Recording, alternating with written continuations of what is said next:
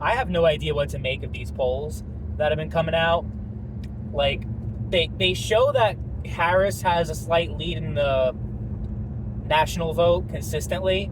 There was like one outlier poll that had Trump up like +4 nationally. If that happens, then the election is definitely, like, it would be a landslide for Trump if he gets +4. The Electoral College would be a total landslide.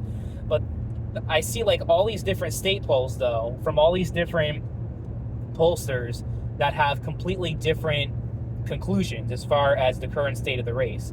Like, there's some from NBC and CBS that show like a clear advantage and lead for Harris, and then the New York Times drops a poll talking about how Trump is up +5 in Arizona.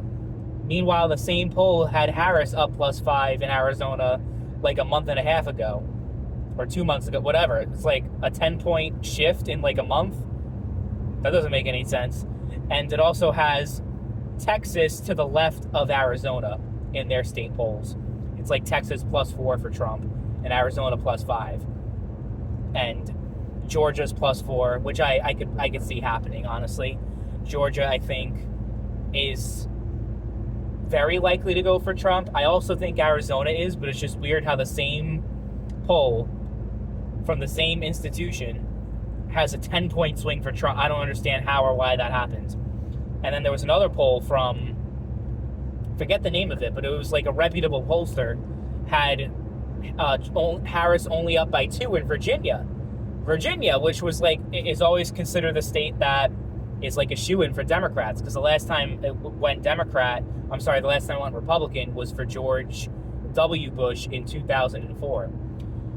So long time, and hasn't really been close since 2004.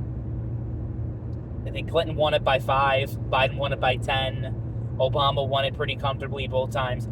So if Harris is only up by 2, like, what does that mean? But then the same poll also has North Carolina as a tie. Like, I think North Carolina is definitely a lot more to the right than Virginia is. Like, just based on, like, and then it also shows the same polls, like, for Senate and for other races, and it just shows, like, an unprecedented amount of split ticket voting. I just saw a Harris wall sign, by the way. I've seen a lot of them around here, which is not good. Pretty scary for me. Haven't seen any Trump signs, but I'm not sure what to make of it. I think it's just going to be one of those elections that makes no fucking sense. The results are going to be, like, I don't know, or the polls are going to be wrong, like they've been the last couple of elections.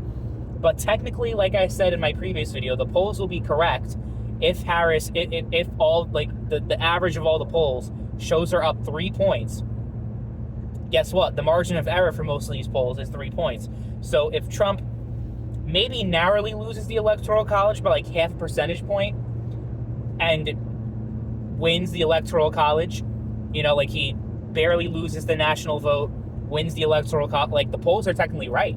They're not that off. If you actually look at it, you look at the margin of error, you factor everything in, they would actually be more accurate than they were in 2020, where the national, like, you had some polls that had Biden up 8, and then in 2016, I remember ABC News dropped a poll, like maybe a week or two before the election, that had Clinton up by 10. It's like, yeah, those were just way off, completely off. Even though Trump did not win in 2020, the polls were still way off. So, I mean, there are a lot of people that are saying the polls are just overcorrecting, and they're accounting for more Republicans, they're oversampling Republicans, and Harris is actually going to win in a landslide. We'll see. We'll see soon enough how that's going to happen. I hate every time when I make a video and it looks good, and then I get fucking blinded and I have to put the thing up so I don't get fucking blinded. That shit is so fucking annoying. But I think in the next, like, couple of weeks, I'm going to lock in my final prediction for the election. I think I'm going to drop it off, like, next week, before October. Before that, I'll give, like, a whole breakdown, because, I made one a few months ago, and then the whole race was shaken up because Biden was the candidate. And now it's Harris.